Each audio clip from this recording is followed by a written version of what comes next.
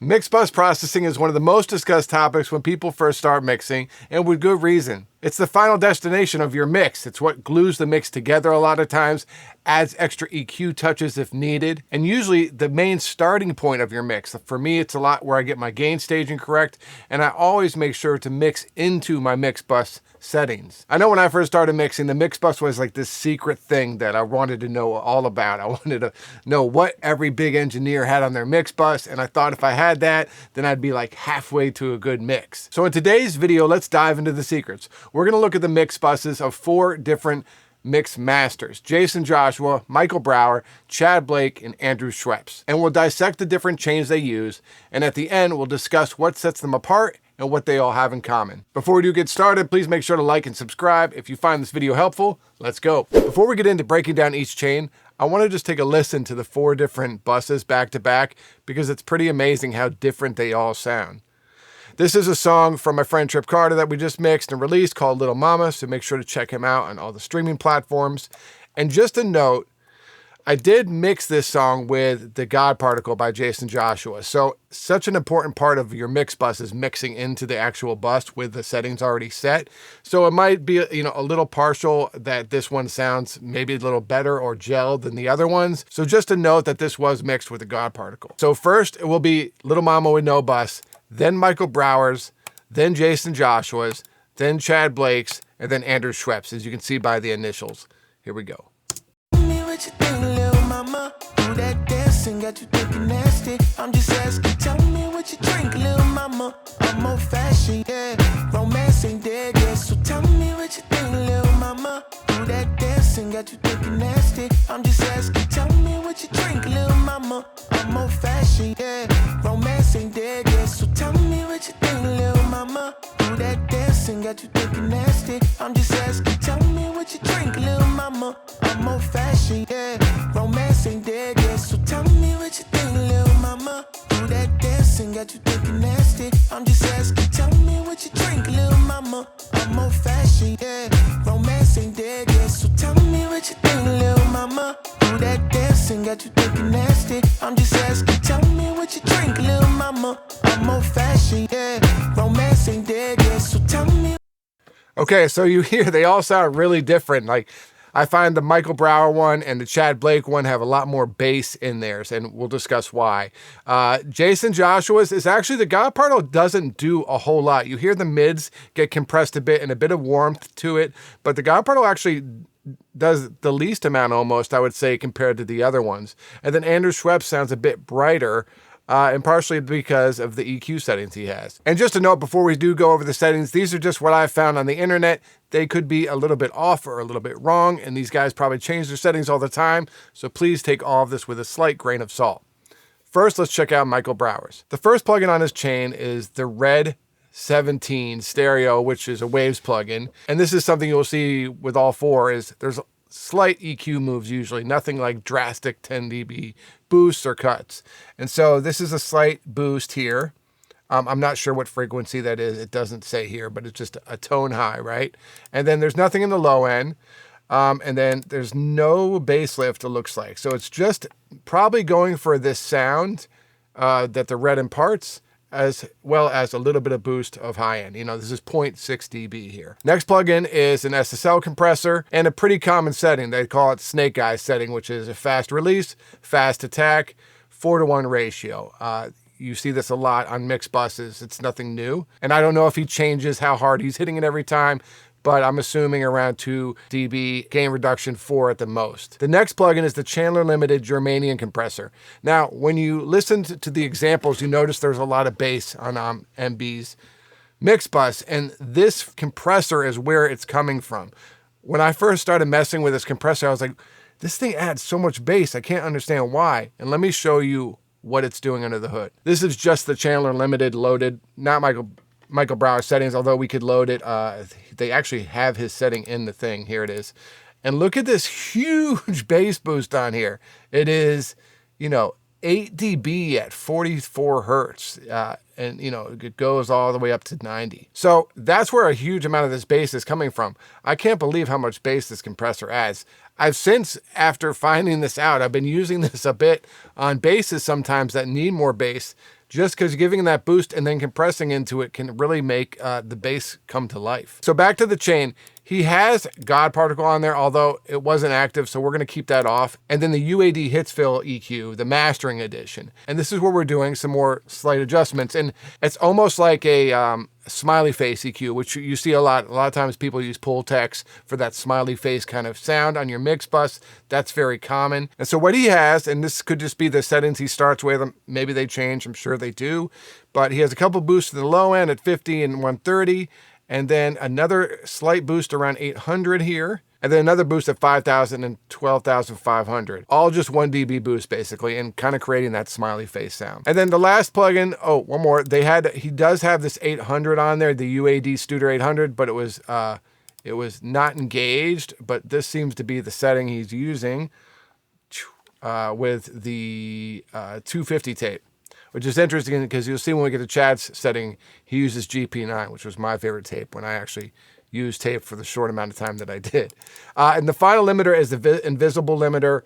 This is a go-to for a lot of people. A great sounding limiter, nice and clean. Okay, next is Jaycen Joshua's. I've made a video about this plugin. I'll put in the link above.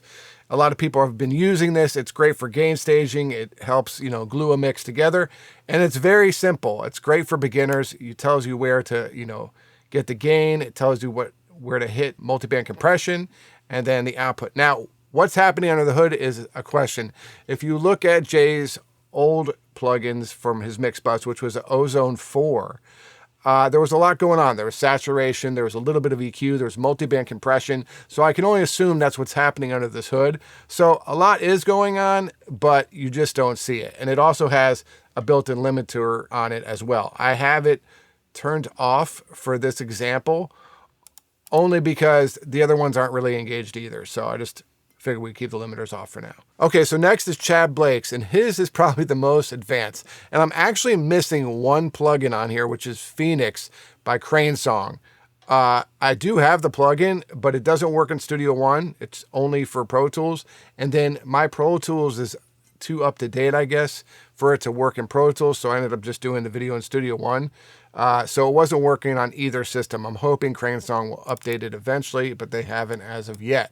So we're just missing that, which does add a little bit more of a tape sound, but it's one of the more subtle plugins out of the list. So I don't think it will be that big of a difference. So first he has this little cut at 30 Hertz. It's not a whole lot, very soft slope at 6 dB. Then the Studer, which is set to the GP9, like we talked about, tape. And there's some settings on the inside that he has. I don't know if I switched those over or not, but I think these are the settings. Then after the Studer, which is a tape emulation, he has Satin, which is another one with some settings that he's changed quite a bit down here. So this is another tape plugin. So we have a lot of tape going on. Then the Waves RS56. I think he uses this EQ maybe later on in the mix. This is just a slight setting that he uses. And once again, we're seeing this sort of smiley face EQ, something we keep seeing over and over again here. And very slight amounts. I mean, we're talking 1 dB here. So not a lot of pushing into the EQ. Next is the Brainworks Master Desk.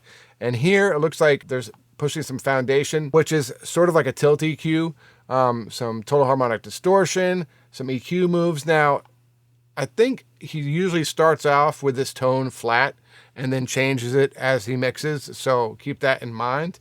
And then this MS is looking like it is just giving him a bit of width, which, Brainworks is always really well known for a great sounding stereo enhancer.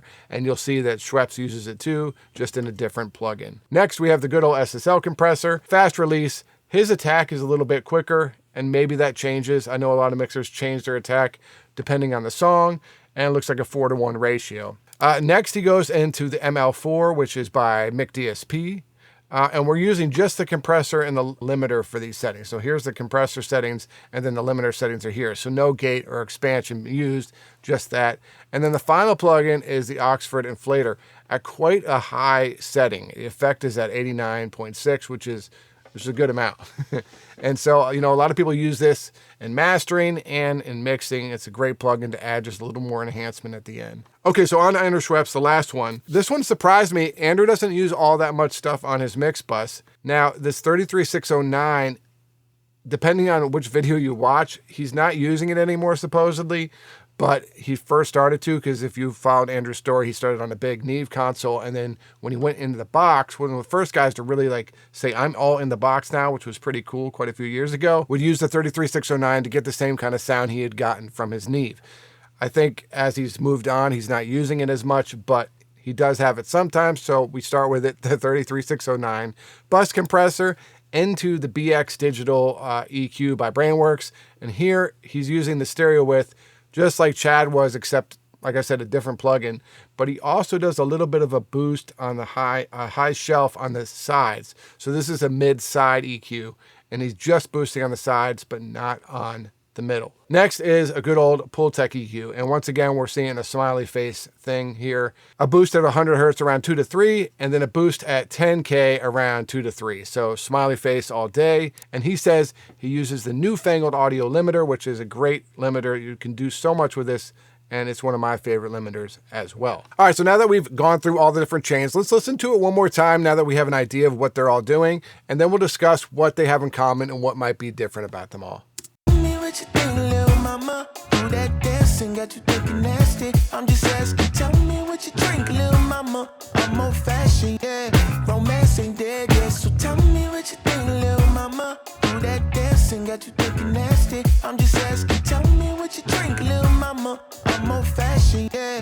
Romance ain't dead yet, so tell me what you think, little mama. Do that dancing, got you thinking nasty. I'm just asking, tell me what you drink, little mama. I'm old fashioned, yeah. Romance ain't dead yet, so tell me what you think, little mama. Do that dancing, got you thinking nasty. I'm just asking, tell me what you drink, little mama. I'm old fashioned, yeah.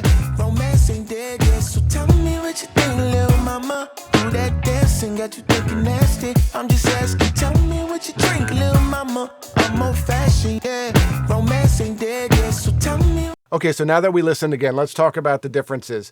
You can definitely tell that Michael Brauer's and Tchad Blake's sound a lot heavier on the bass than Jaycen Joshua's or Andrew Scheps. Andrew Scheps is probably the brightest of the four, right?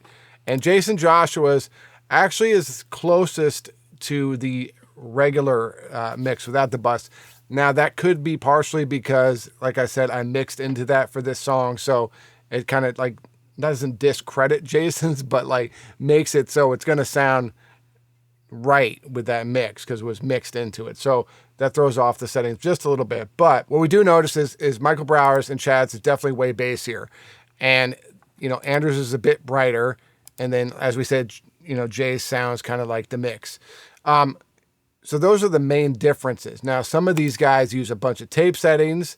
Especially Tchad uses tape and Michael uses some sort of tape, but there are a lot of commonalities between the four. The first one is all of them are using some sort of compression to glue the final mix together. Michael Brauer's got two compressors with a UAD SSL, as well as the Chandler that's gluing it together. Jaycen Joshua's got the mid-range compression on his. Tchad Blake is using SSL compressor plus 2 to 3, if you include the Phoenix, tape plugins, which can add compression as well, and the master desk. So he's got a lot of different things doing very little amounts of compression to glue the final thing together. And then Andrews is the one kind of outlier here where he does, you know, he says he doesn't always use compression, except, you know, sometimes with the Neve 33609. That could also be because if you've watched any of Andrew's videos, he does use a lot of parallel compression in his mixes, so you might not need all that much compression when you get to the final mix bus. Another reason could be is Andrew does a lot of Atmos mixes, and Atmos guys hate mixed bus compressors, so maybe he's switched over because of that. I don't know. Okay, the next commonality is they all have some sort of light amount of EQ. You know, Michael's using the red in the Hitsville, Jay's has EQ built into it. Tchad is using the RS56. Sorry, I don't ever use this plugin. I think it's the RS56 stereo EQ, which is an old Abbey Roads type EQ. And then Andrew's using the Pultec. All of them are using a slight amount of EQ on all their mix bus settings. And most of them seem to be using some form of a smiley face EQ. So that's one thing to note. You know, people love bass and high end, and it can make a mix sound good.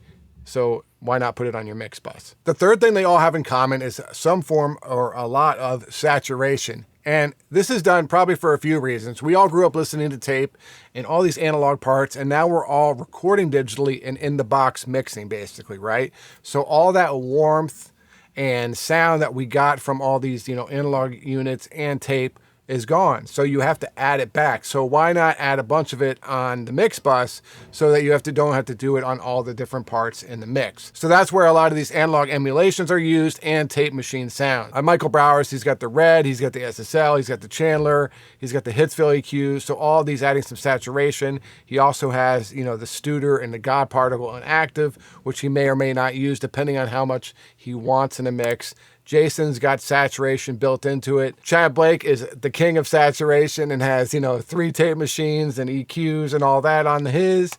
And then Scheps is using the Pultec, which is pretty, does add a sound to it, but his is probably the cleanest of all of them. But like we said in the previous example about compression, he uses a lot of that stuff on parallel compression and different parts in his mix.